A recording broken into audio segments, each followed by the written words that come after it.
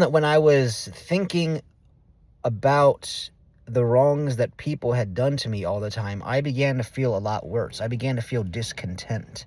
And then you have to ask yourself, like, why am I even doing this? Because there's no positive benefit to thinking and dwelling on the wrongs people have done to you. It doesn't help you in any way. But when you let that go via forgiveness, and when I say forgiveness, I just mean like when you pray, like say to God, I literally forgive this person for doing that to me. And you will begin, as you continue to do that, and I don't mean vain repetition, like I said, I mean actually meaning it.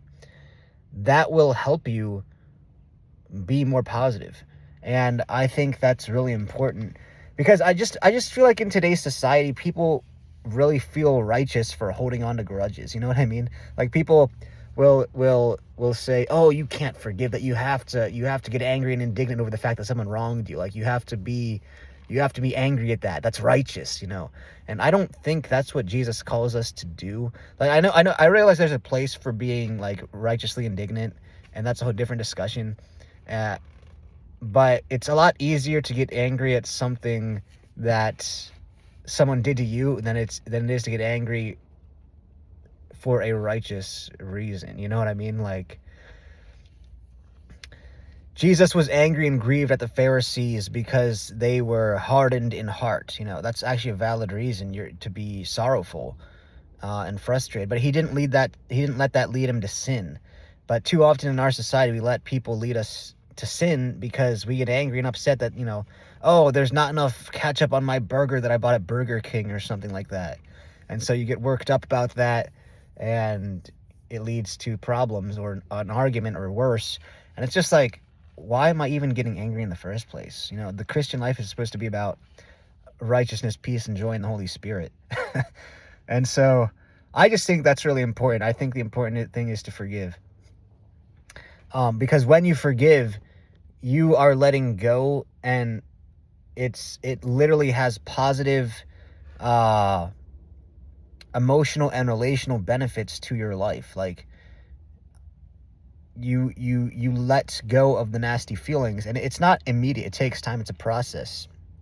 And you also start having thoughts about, like, how can I actually help this person? How can I, without being condescending, without saying that, oh, I'm perfect, because we're not perfect.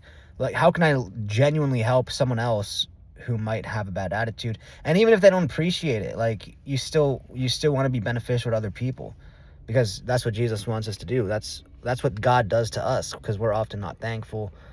And so what I realize is that when people are being mean to me, I don't need to be mean back. I don't even want to be mean back. I'm not trying to puff myself up. It's just like, we all are supposed to have the attitude of, like, not being mean to people when they're mean to us.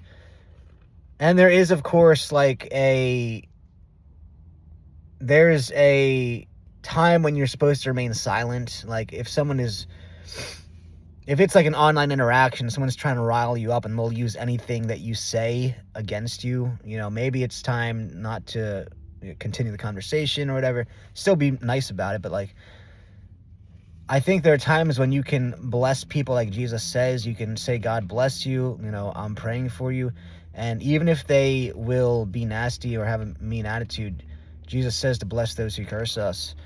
And do it appropriately, of course, in the right settings and everything. But I think that's powerful. I'm reminded of those things, that example of people who, like, Christians who are praying for people who are literally, like, beating them to death sometimes. Or, like, because people in today's society say, like, you got to stand up for yourself, you got to own guns, you got to engage in self-defense. And, like, okay, if you want to do that, but I see something kind of different in the scriptures. I see something that emphasizes more of, like, loving those who abuse you, loving those who care about you. I'm not saying, like, love them with the same kind of affectionate, reciprocal love as you have for your brethren, but I'm saying love people with the kind of love God has for us, and that's hard to do. But that's what he calls us to do.